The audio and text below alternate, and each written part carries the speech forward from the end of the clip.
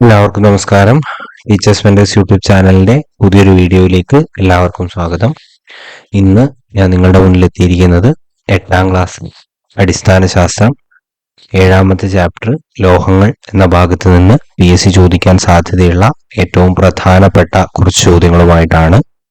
ഓരോരോ ചോദ്യങ്ങളായിട്ട് നമുക്ക് നോക്കി പോവാം. ലോഹങ്ങളെ അടിച്ചു പരത്തി കനം കുറഞ്ഞ തകിടുകളാക്കി മാറ്റാൻ സാധിക്കുന്ന സവിശേഷത മാലിയബിലിറ്റി ആണ്. ലോഹങ്ങളെ അടിച്ചു പരത്തി കനം കുറഞ്ഞ തകിടുകളാക്കി മാറ്റാൻ സാധിക്കുന്ന സവിശേഷത മാലിയബിലിറ്റി.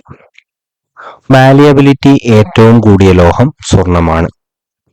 മാലിയബിലിറ്റി ഏറ്റവും കൂടിയ ലോഹം സ്വർണം. ലോഹങ്ങളെ വലിച്ചു നീട്ടി കനം കുറഞ്ഞ കമ്പികളാക്കി മാറ്റാൻ സാധിക്കുന്ന സവിശേഷത ഡക്റ്റിലിറ്റിയാണ്. ലോഹങ്ങളെ വലിച്ചു നീട്ടി കനം കുറഞ്ഞ കമ്പികളാക്കി മാറ്റാൻ സാധിക്കുന്ന സവിശേഷതയാണ് ഡക്റ്റിലിറ്റി. വൈദ്യുത ബൾബിന്റെ ഫിലമെന്റ് നിർമ്മിച്ചിരിക്കുന്ന ലോഹം ടങ്സ്റ്റൺ ആണ്. വൈദ്യുത ബൾബിന്റെ ഫിലമെന്റ് നിർമ്മിച്ചിരിക്കുന്ന ലോഹം ടങ്സ്റ്റൺ. ഡക്റ്റിലിറ്റി ഏറ്റവും കൂടിയ ലോഹമാണ് പ്ലാറ്റിനം.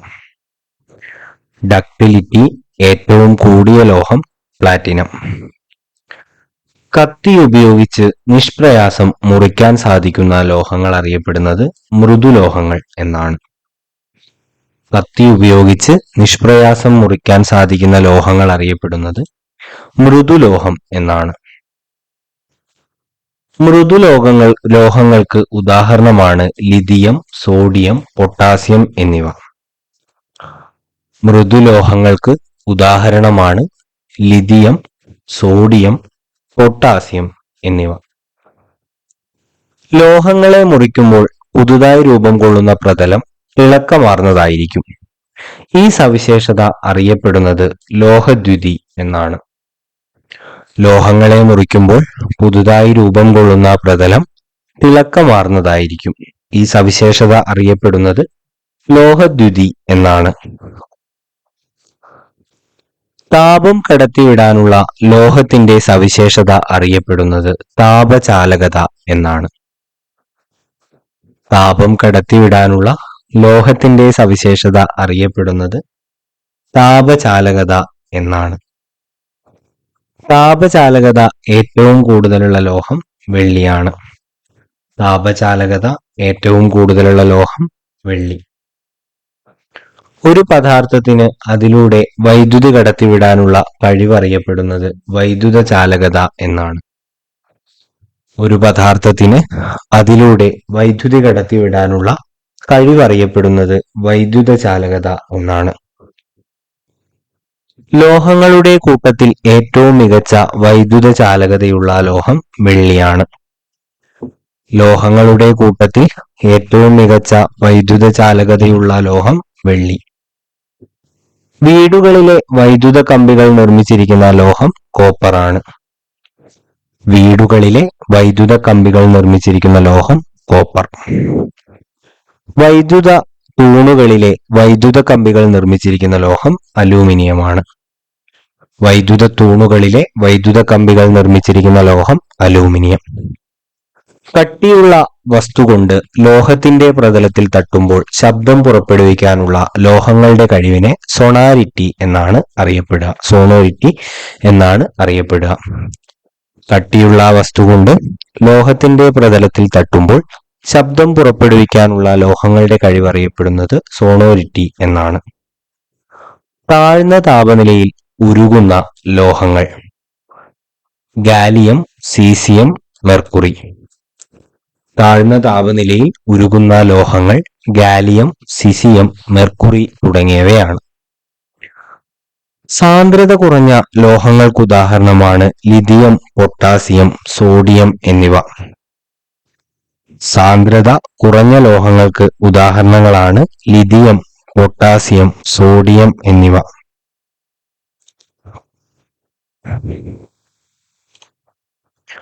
ഖരം ദ്രാവകമായി മാറുന്ന താപനില അറിയപ്പെടുന്നത് ദ്രവണാങ്കം എന്നാണ്. ഒരു ഖരപദാർത്ഥം ദ്രാവകമായിട്ട് മാറാനുള്ള ഒരു സ്പെസിഫിക് ടെമ്പറേച്ചർ അറിയപ്പെടുന്നത് ദ്രവണാങ്കം എന്നാണ്. ദ്രാവകം തിളച്ച് വാതകമാകുന്ന ഒരു ദ്രാവകം ഇങ്ങനെ തിളച്ച് അതൊരു പെർട്ടിക്കുലർ പോയിന്റിൽ വാതകമാകുന്ന താപനില അറിയപ്പെടുന്നത് തിളനില എന്നാണ്. ദ്രാവകം തിളച്ച് വാതകമാകുന്ന താപനില അറിയപ്പെടുന്നത് തിളനില. നമുക്ക് ഓരോന്നിന്റെയും ദ്രവണാങ്കവും തിളനിലയും സാന്ദ്രതയും ഒന്ന് നോക്കി പോവാം. ഇരുമ്പിന്റെ ദ്രവണാങ്കം 1538 ഡിഗ്രി സെൽഷ്യസ്, തിളനില 2861 ഡിഗ്രി സെൽഷ്യസ്, സാന്ദ്രത 7.873 ആണ് വരിക. വെള്ളിയാണെങ്കിൽ 961 ഡിഗ്രി സെൽഷ്യസ് ആണ് ദ്രവണാങ്കം വരിക. തിളനില 2162 ആണ് വരിക. സാന്ദ്രത 10.50 ആണ് വരിക. സ്വർണത്തിന്റെ കാര്യത്തിലാണെങ്കിൽ ദ്രവണാങ്കം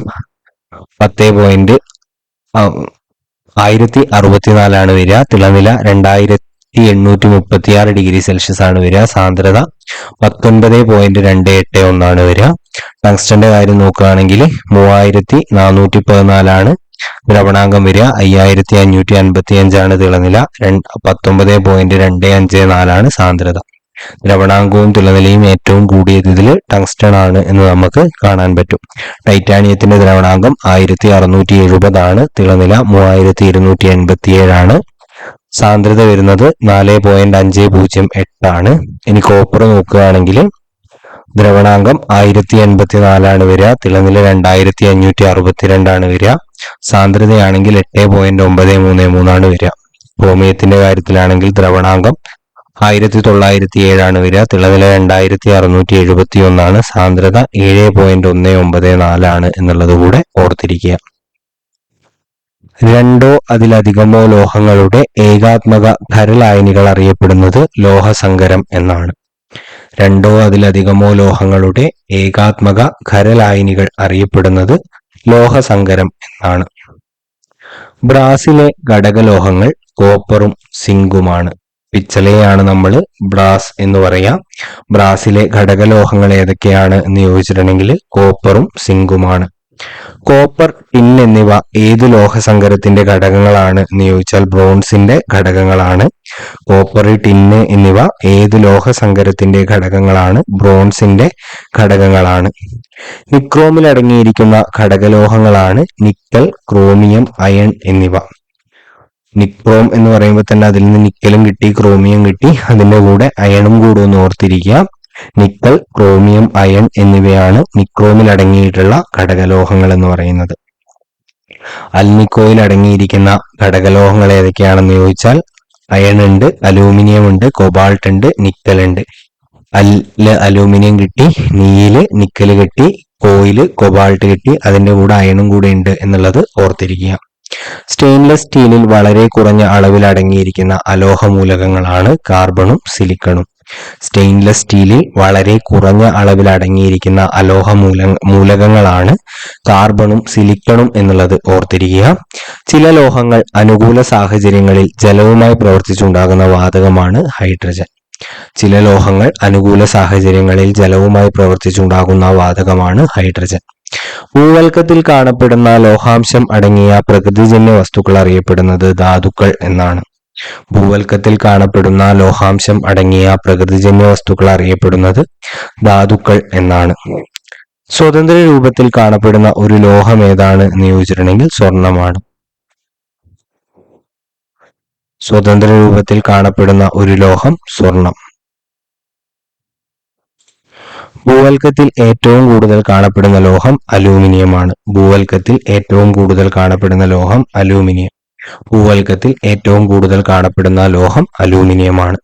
രക്തത്തിന് ചുവപ്പ് നിറം നൽകുന്ന ഹിമോഗ്ലോബിൻ അടങ്ങിയിട്ടുള്ള ലോഹം ഇരുമ്പാണ്. രക്തത്തിന് ചുവപ്പ് നിറം നൽകുന്ന ഹിമോഗ്ലോബിൻ അടങ്ങിയിട്ടുള്ള ലോഹം ഇരുമ്പ്. എല്ലുകളുടെയും പല്ലുകളുടെയും വളർച്ചയ്ക്ക് ആവശ്യമായിട്ടുള്ള ലോഹം കാൽസ്യമാണ്. എല്ലുകളുടെയും പല്ലുകളുടെയും വളർച്ചയ്ക്ക് ആവശ്യമായ ലോഹം കാൽസ്യം. കോശങ്ങളുടെ വിവിധ പ്രവർത്തനങ്ങൾക്ക് ആവശ്യമായിട്ടുള്ള ലവണങ്ങളാണ് പൊട്ടാസ്യവും സോഡിയവും. കോശങ്ങളുടെ വിവിധ പ്രവർത്തനങ്ങൾക്ക് ആവശ്യമായിട്ടുള്ള ലവണങ്ങളാണ് പൊട്ടാസ്യവും സോഡിയവും എന്നുള്ളത് ഓർത്തിരിക്കുക. ഇരുമ്പും മറ്റു പല ലോഹങ്ങളും അന്തരീക്ഷ വായുവിലെ വിവിധ ഘടകങ്ങളുമായി രാസപ്രവർത്തനത്തിലേർപ്പെട്ട് പുതിയ പദാർത്ഥമായി മാറുന്ന പ്രക്രിയയെ നമ്മൾ ലോഹനാശനം എന്നാണ് പറയുക. ഇരുമ്പും മറ്റു പല ലോഹങ്ങളും അന്തരീക്ഷ വായുവിലെ വിവിധ ഘടകങ്ങളുമായി രാസപ്രവർത്തനത്തിലേർപ്പെട്ട് പുതിയ പദാർത്ഥമായിട്ട് മാറുന്ന പ്രക്രിയയെ നമ്മൾ ലോഹനാശനം എന്നാണ് പറയുക. ഇത്രയുമാണ് ഈ ഒരു ചാപ്റ്ററിൽ നിന്ന് പ്രധാനമായിട്ടും നമുക്ക് ചോദിക്കാൻ സാധ്യതയുള്ള ചോദ്യങ്ങൾ എന്നുള്ളത്. എല്ലാവരും കൃത്യമായിട്ട് ഇമ്പോർട്ടന്റ് ചോദ്യങ്ങളായതുകൊണ്ട് തന്നെ എല്ലാം കൃത്യമായിട്ട് പഠിക്കുക. അടുത്ത ഒരു വീഡിയോ ആയിട്ട് വരുന്നത് വരെ thank you and have A nice day.